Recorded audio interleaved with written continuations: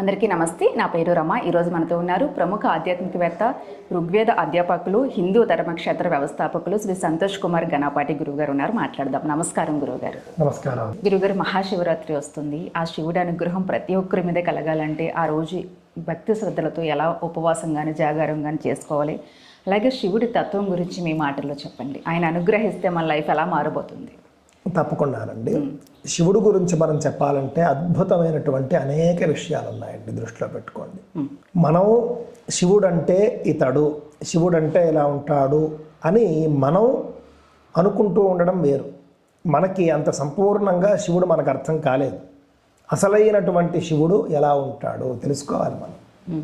మహాశివరాత్రి అనేటటువంటిది శివలింగం ఉద్భవించినటువంటి రోజు. మొత్తం సంవత్సరంలో మీకు మూడే మూడు అత్యంత ముఖ్యమైనటువంటి పండుగలు ఉంటాయి. వాటికే జయంతి తిథులు అని పేరు. శివరాత్రి, శ్రీరామనవమి, కృష్ణాష్టమి. ఈ మూడు కూడా జయంతి తిథి కలిగి ఉన్నటువంటి మహాపండుగలు. పగలంతా ఉపవాసం ఉండాలి, రాత్రంతా జాగరణ ఉండాలి, శివుణ్ణి పూజించాలి. ఇవి మనం ఆ రోజున చేయవలసినటువంటి విధి విధానాలు. శివుడికి అభిషేకం చేసుకోవచ్చు, శివుడి స్తోత్రాలు చదువుకోవచ్చు, శివుడి అష్టోత్తరం చదువుకుంటూ ఉండొచ్చు. ఏమి చేయకుండా ఊరికే కూర్చుని చదువుకుంటూ ఉండడం అష్టోత్తరం అంతే. అలా చేయొచ్చు, రూపాయి ఖర్చు లేదు, ఏమి కంగారు పడక్కర్లేదు. రాత్రి జాగరణ, పగలంతా శివాలయాల్ని చుట్టుముడుతూ ఉండొచ్చు, పగలంతా కూడా శివాలయాలు తిరుగుతూ ఉండొచ్చు, దర్శనాలు చేసుకుంటూ ఉండొచ్చు. ఈ విధంగా మహాశివరాత్రిని అద్భుతంగా మనం జరుపుకోవచ్చు. శివుడు శివ కుటుంబాన్ని చూస్తేనండి, మీరు రాముడు గురించి చెప్పండి అని నేను అన్నాను అనుకోండి, ఏం చెబుతారు మీరు? రాముడు ఏకపత్ని వ్రతుడు అని మీరు అంటారు. ఫస్ట్ గుర్తొచ్చేది మనకు రాముడు ఏకపత్ని వ్రతుడు. కానీ శివుడు ఏకపత్ని వ్రతుడు అని నేను చెప్పాను అనుకోండి, ఒప్పుకుంటారా మీరు? అదేమిటి అంటారు. ఎందుకు అని అంటే మన మెదళ్లలో అలా నాటి ప్రచారం చేసేసారు బాగా. శివుడు ఏకపత్ని వ్రతుడు దృష్టిలో పెట్టుకోండి. శివుడికి ఉన్న ఒకే ఒక్క భార్య పార్వతీదేవి. పార్వతీదేవే పూర్వావతారంలో సతీదేవి. ఇంకెవరున్నారండి భార్యలు? గంగాదేవిని భార్య అంటారు. వీళ్ళు భార్య అని ఎవరు చెప్పారు? గంగాదేవి భార్య కాదు. గంగాదేవిని ఆయన ధరించాడంతే. గంగ యొక్క ఉద్ధృత ప్రవాహాన్ని కాస్త నియంత్రించమని దేవతలు అడిగితే ఆయన తల మీద నుండి వెళ్ళేట్టుగా ఆయన ఒక ఏర్పాటు చేస్తాడు. ఆ విధంగా ధరించాడు కాబట్టి, గంగను భరించాడు కాబట్టి భర్త అన్నారు.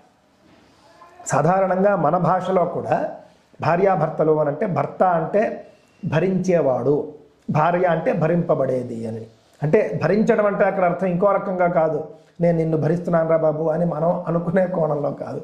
భరించడము అని అంటే బాధ్యతగా మనం కాపాడుకోవడము అనేటటువంటి ఉద్దేశం అక్కడ. ఆ విధంగా గంగను భరిస్తున్నాడు కాబట్టి శివుడి యొక్క భార్య గంగ అన్నారు. మీరు శివపార్వతుల కళ్యాణం చూశారు, కానీ ఎక్కడైనా శివగంగల కళ్యాణం చూశారా అండి? అక్కడైనా మనకు ఆలోచన రావద్దా? శివుడి భార్య కాదు గంగ అని చెప్పేసి. కావున శివుడు ఏకపత్ని వ్రతుడు దృష్టిలో పెట్టుకోండి. ఒక్కతే భార్య, ఎల్లప్పుడూ ఆవిడే భార్య అంతే. సాక్షాత్తు శాశ్వతంగా పార్వతీదేవే శివుడి యొక్క భార్య, మరొక భార్య లేదు. ఇలాంటివి మనం అనేక అంశాలు శివుడు గురించి మనం తెలుసుకోవాలండి. శివుడు పైగా భోళాశంకరుడు అంటారు. మీరు ఎంత పూజ చేస్తే అంత వరం ఇస్తాడు మీకు. శివుణ్ణి మనం మెప్పించుకోవడం చాలా సులువు. భక్తితో ఆయన చాలా తొందరగా మనకు వశమైపోతాడు. కావున శివ పూజ అనేది పిల్లలకు అలవాటు చేయండి. శివ పూజ వల్ల వాళ్ళల్లో వాళ్ళకే ఒక ఆత్మవిశ్వాసం ఏర్పడుతుంది. శివ పరివారంలో మనకు అద్భుతమైనటువంటి సందేశం మనకు కనిపిస్తుంది.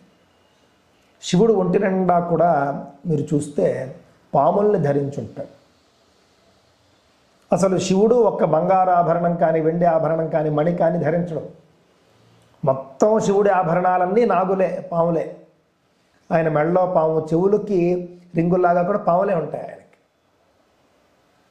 ఆ విధంగా మొత్తం నాగులే ఆయన యొక్క శరీరాన్ని వ్యాపించి ఉంటాయి. నాగాభరణ అని మనం అంటాం. నందివాహన నాగాభరణ అని చెప్పి మనం అంటాం. నాగులనే ఆభరణాలుగా కలిగినటువంటి వాడు. ఎందుకు నాగులనే ఎందుకు ఆభరణాలుగా ఆయన ధరించాడు? ఆయనకి వేరే అవకాశం లేదా? ఆయన ఏ స్థాయి వాడు?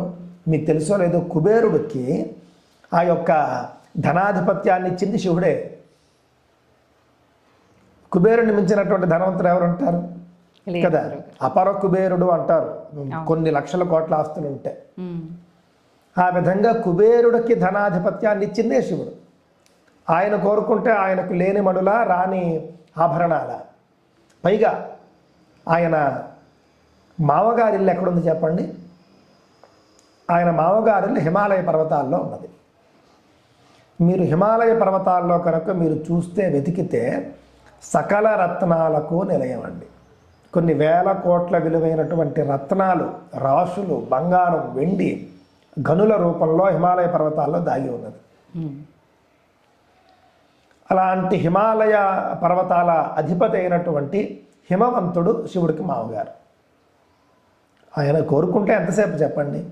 కానీ అన్ని ఆయన కాళ్ళ దగ్గరే ఉంటాయి. అన్నీ కాళ్ళ దగ్గరే ఉన్నాయి. అంటే భార్య ధరించచ్చుగాక, పార్వతీదేవికి ఇస్తాడు. ఎందుకంటే భార్యకి కావాల్సింది ఇవ్వడం భర్త ధర్మం. భార్యకి ఇస్తాడు, ఆయన ధరించడు. ఎందుకు అనంటే శివుడు వైరాగ్యానికి ప్రతీక. అన్ని సంపదలో ఉన్నా కూడా వాటి యందు మమకారం లేకపోవడం అనేటటువంటిది వైరాగ్యం. కానీ లేనివాడు అడిగితే ఇచ్చేస్తాడు ఆయన. ఒక పేదవాడు నాకు ఇది కావాలి అని పూజ చేస్తే ఇచ్చేస్తాడు ఆయన. అది ఎంత పెద్ద కోరికైనా సరే. ఆ విధంగా శివుడు పాముల్ని ధరిస్తాడు. పాముల్ని ఎందుకు ధరిస్తాడు అని అంటే కనుక, పాములు విషరూపములు దృష్టిలో పెట్టుకోండి. మొట్టమొదట సాగర మథనం జరిగినప్పుడు, సాగర మథనంలో మొట్టమొదట విషం వస్తుంది, కాలకోట విషం, హాలాహలం వస్తుంది. వస్తే దేవతలు రాక్షసులే భయపడిపోతారు. వాళ్ళనే భయపెట్టినటువంటి విషం అది.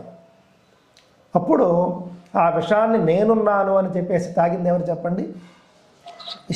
శివుడే తాగుతాడు. ఆ విధంగా విషాన్ని హరించిన వాడు శివుడు. నాగులను ధరించడం ద్వారా విషాన్ని, విషభావాలను నేను నియంత్రణలో ఉంచుతాను అని చెప్పేసి ఆయన మనకు సందేశం ఇస్తూ ఉన్నాడు. మనిషిలో ఉండేటటువంటి విషభావాలు ఉంటాయి. విషం కంటే కూడా విషభావాలు అత్యంత ప్రమాదకరమైనటువంటి అంశాలు దృష్టిలో పెట్టుకోండి. విషభావాలు తాజాగా నేను చూశానండి, ఎంత బాధేసిందంటే, భార్య భర్త. భర్త అట ఒక దేవాలయంలో పురోహితుడట. శిఖ అంటే పిలక, పంచె, కండువ, బొట్టు అవన్నీ ఉంటాయి. భార్య సాధారణ గృహిణి. ఆవిడకి ఏదో పోలీస్ అవ్వాలని ఉంటే భర్త కష్టపడి చదివించి ఎస్ఐని చేశాడు. ఎస్ఐ అయిపోయింది. ఎస్ఐ అయిపోయిన తర్వాత నిన్ను మా ఆయన అని చెప్పుకోవడానికి నాకు నామోషిగా ఉంది అని చెప్పేసి భర్తకి విడాకులు ఇచ్చేసింది.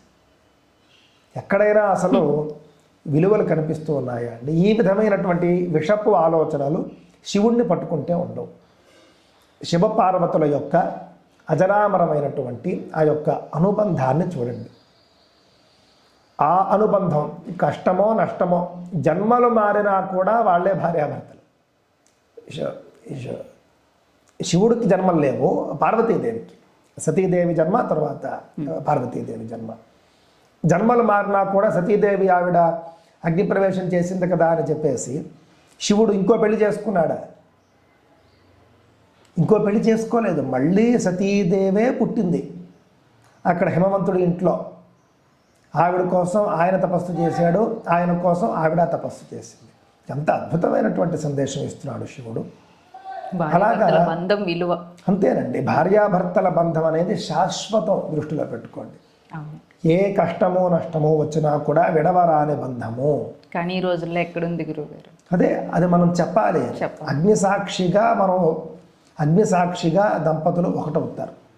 ఒకటైనప్పుడు దేవతల సాక్షిగా ప్రతిజ్ఞ చేసి భార్యనో భర్తనో మనం స్వీకరించినప్పుడు ఎలా విడిపోతారండి? దేవతలకు ఇచ్చినటువంటి మాట తప్పినట్టు కాదా?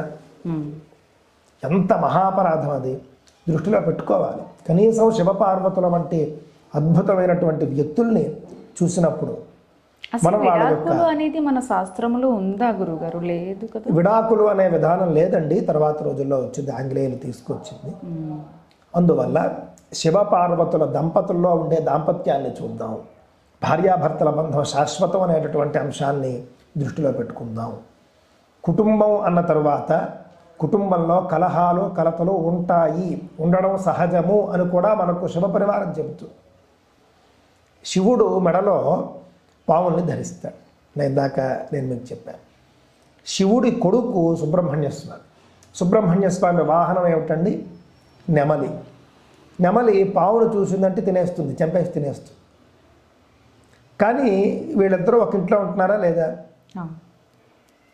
అదేవిధంగా అమ్మవారి వాహనం మీరు చూస్తే సింహము లేదా పులి.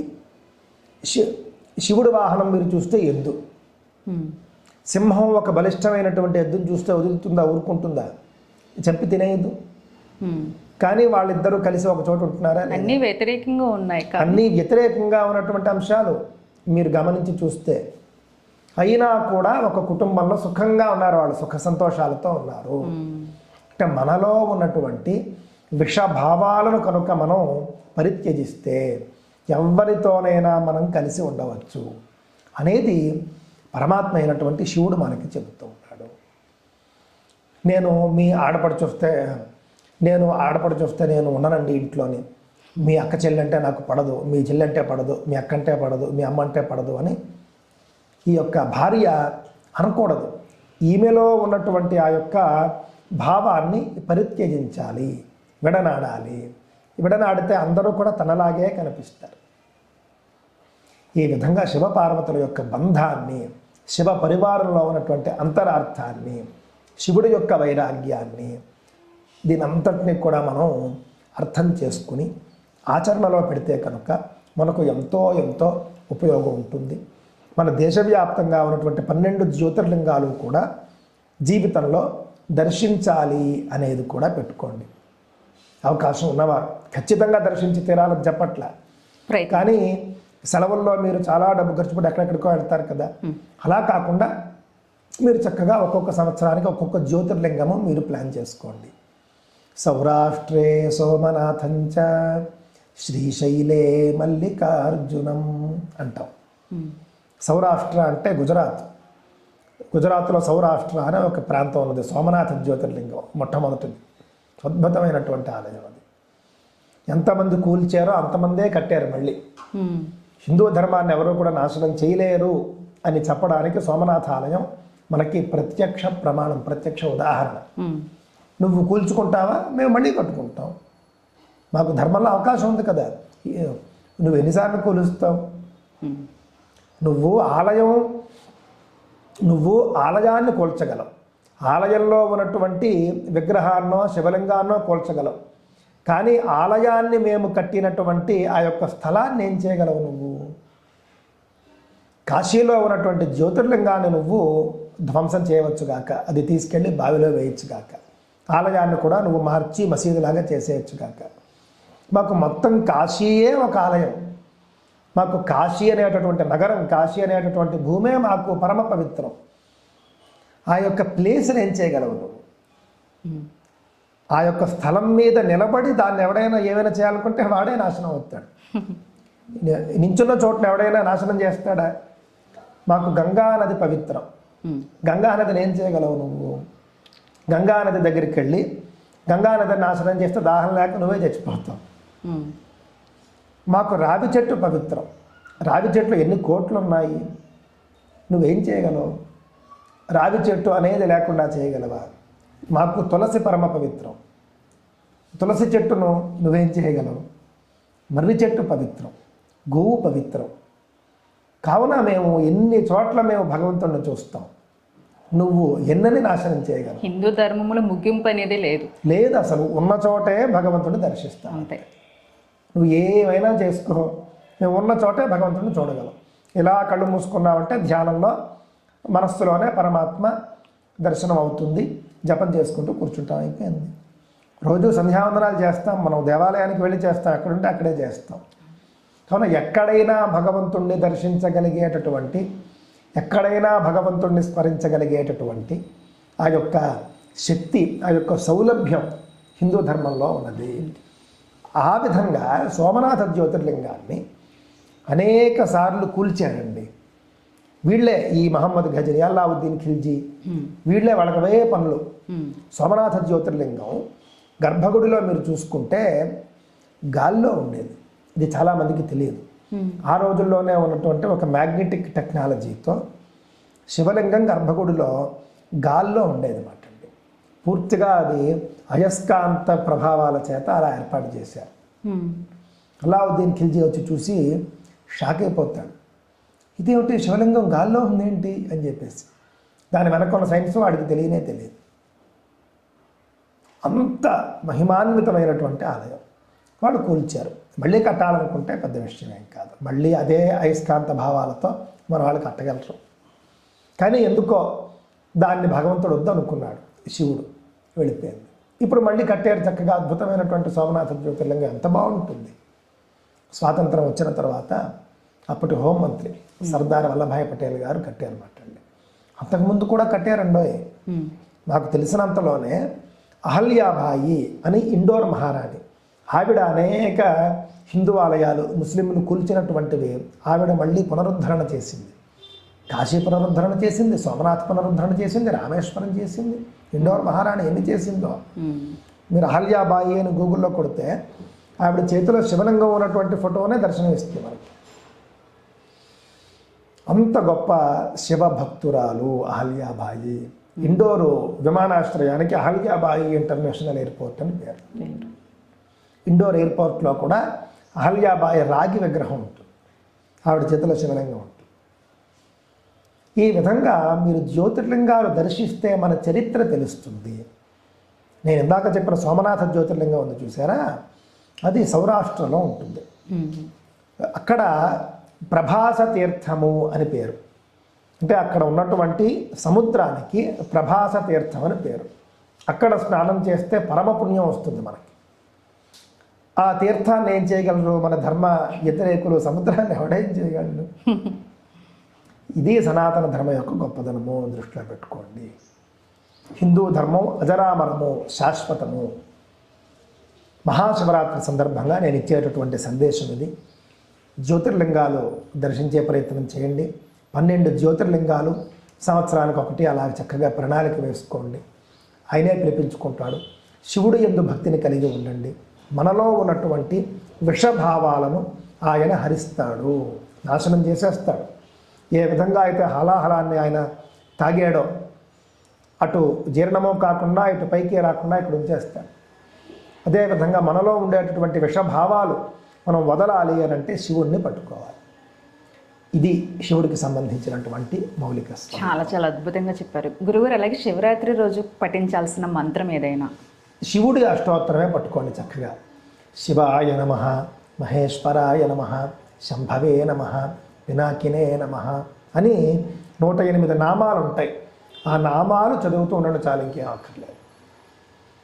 శక్తి ఉన్నవాళ్ళు అభిషేకాలు, పూజలు, లింగార్చనలు, మహాలింగార్చనలు, సహస్రలింగార్చనలు, రుద్రహోమాలు, మహాన్యాసపూర్వక రుద్రాభిషేకాలు చేసుకుంటారు. శక్తి లేని వాళ్ళు కనీసం చేయదగినది రూపాయి ఖర్చు లేదు, అసలు శ్రమే లేదు. ఉన్న చోట పరమ పవిత్రంగా స్నానం చేసి బట్టలు కట్టుకుని విభూతి ధరించి అష్టోత్తరం పారాయణ చేసుకుంటే చాలు. సరే గురుగారు, జై శ్రీరామ్. జై శ్రీరామ్.